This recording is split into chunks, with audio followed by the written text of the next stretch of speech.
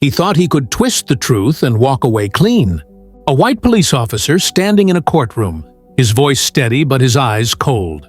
Across from him sat a quiet black woman, calm, collected, and strangely unbothered.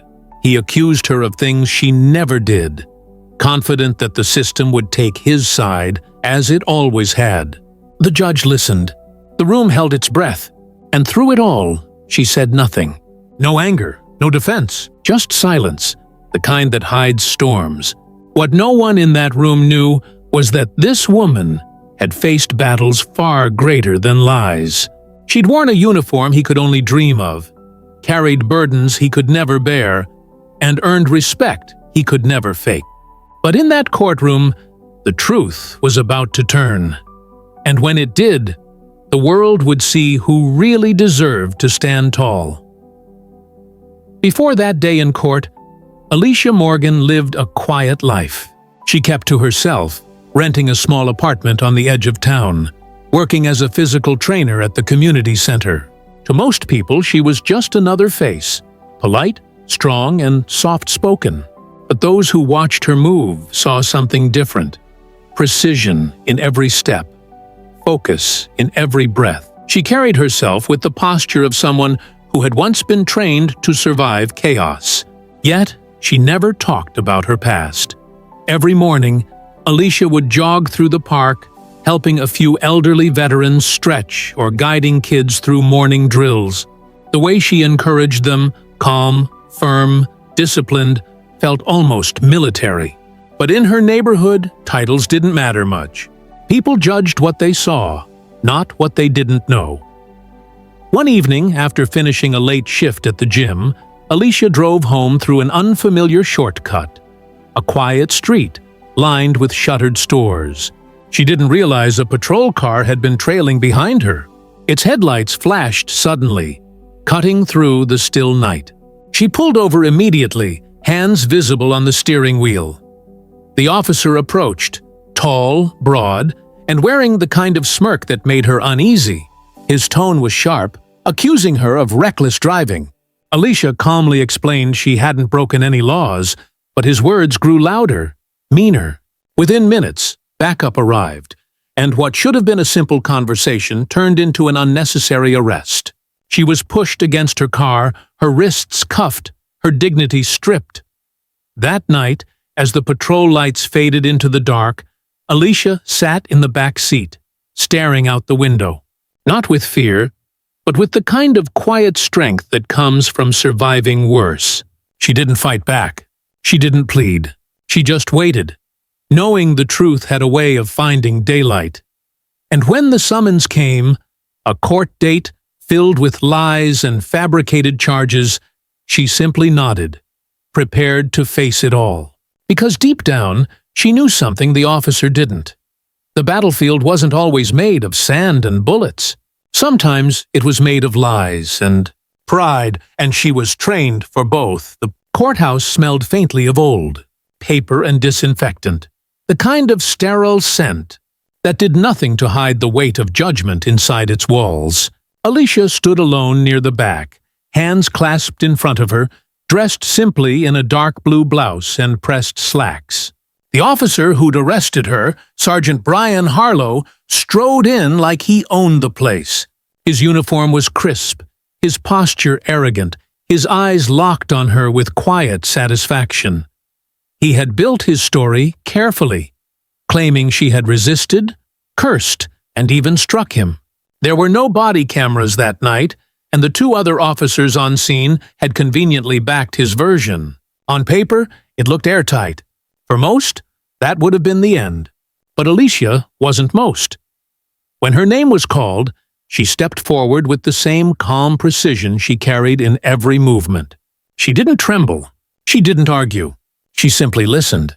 Harlow gave his statement first, his voice smooth and confident.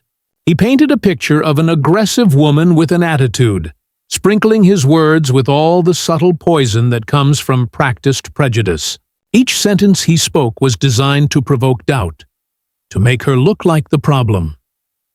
The spectators nodded quietly, some whispering. A few exchanged knowing looks. the kind people give when they've already decided who to believe. Alicia stood still, eyes fixed on the judge, her face unreadable. When it was her turn, she didn't raise her voice. She spoke with quiet clarity, recounting every moment exactly as it happened. Her tone was measured, professional, almost too composed. The courtroom grew still. Even the judge seemed uncertain. There was something about her presence, something steady and powerful, that didn't fit the image of the frightened defendant Harlow had described. The prosecution pushed harder, accusing her of disrespecting authority. Harlow smirked as if victory was certain, yet Alicia didn't flinch. When the prosecutor demanded evidence, her attorney stepped forward and handed over a small USB drive. "Surveillance footage," he said simply, "from a gas station less than a block away." The courtroom stirred. Harlow's smirk faltered.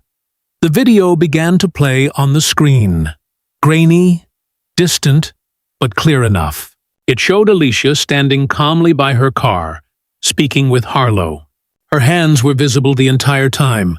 There was no shouting, no resistance. Then it showed Harlow shoving her against the vehicle. His expression on the footage wasn't that of a man under threat. It was one of dominance. Gasps rippled through the courtroom.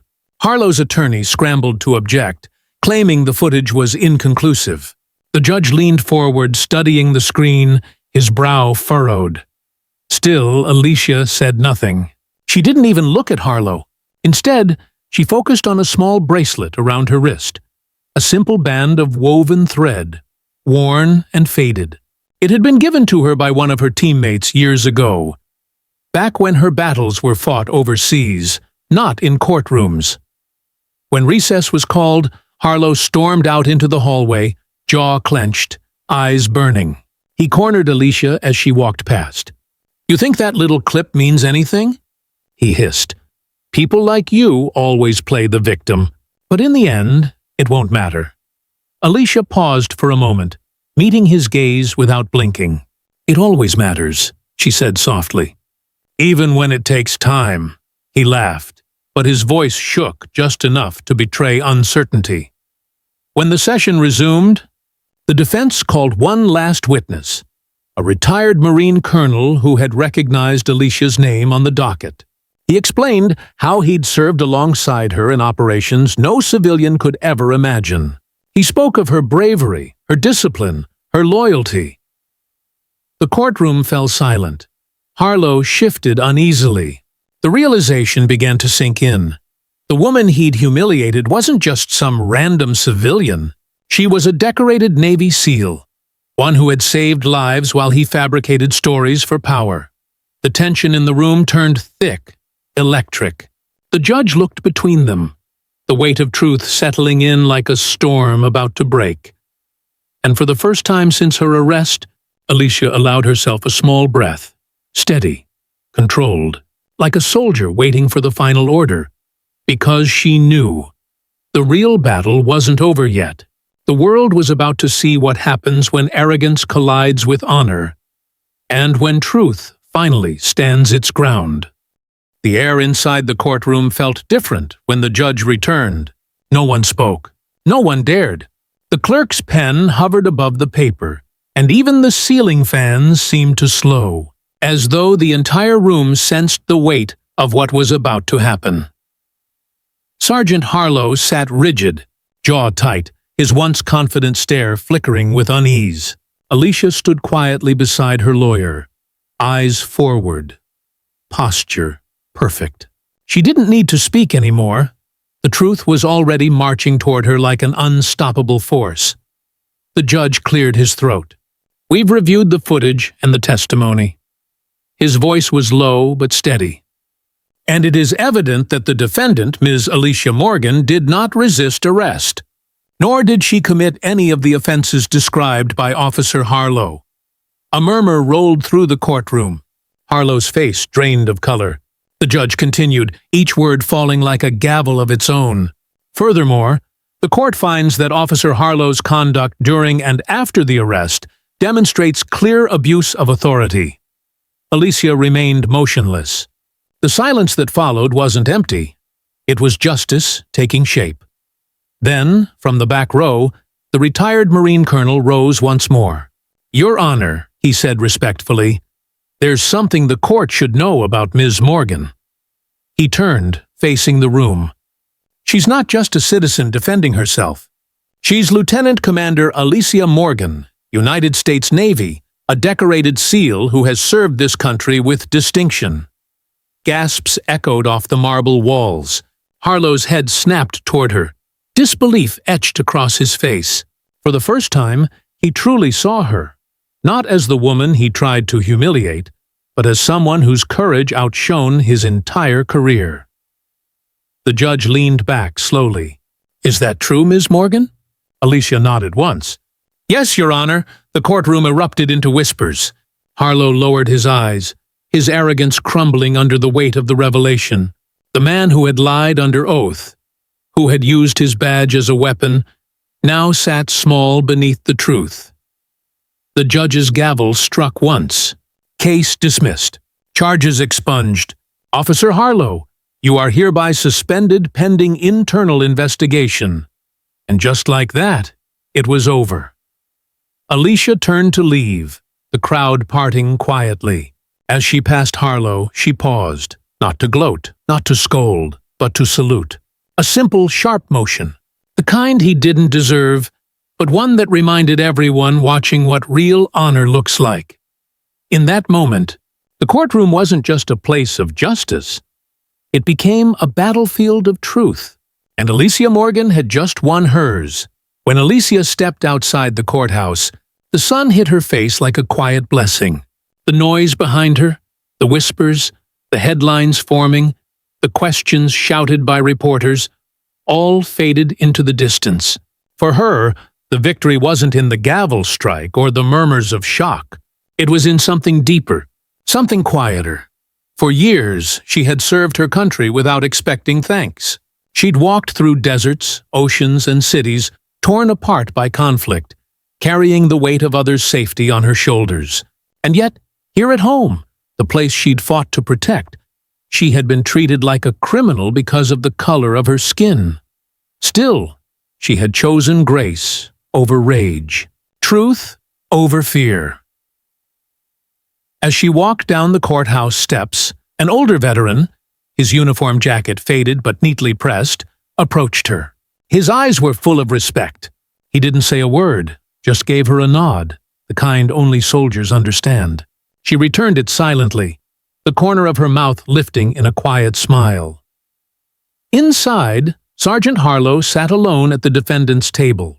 His badge, once a symbol of authority, now felt heavier than ever. The investigation would follow. His reputation would not survive the truth. And somewhere deep down, he knew it wasn't the video or the testimony that destroyed him. It was his arrogance. Days later, Alicia returned to the community center. The kids ran to her, cheering, unaware of what had unfolded. She smiled, knelt down, and tied a young boy's shoelaces. "Always stand tall," she told him, "but never stand on others to do it." That night, as she locked up, she looked at the American flag fluttering under the streetlight. For the first time in a long time, she felt peace. Justice hadn't erased the pain, but it had restored something more powerful: dignity. And though she never spoke about the trial again, her story spread quietly. One that reminded people that heroes don't always wear capes or uniforms. Sometimes they stand in silence, facing lies with truth and hate with honor. Because in the end, it isn't the uniform that defines a hero. It's the courage to rise, even when the world tries to push you down.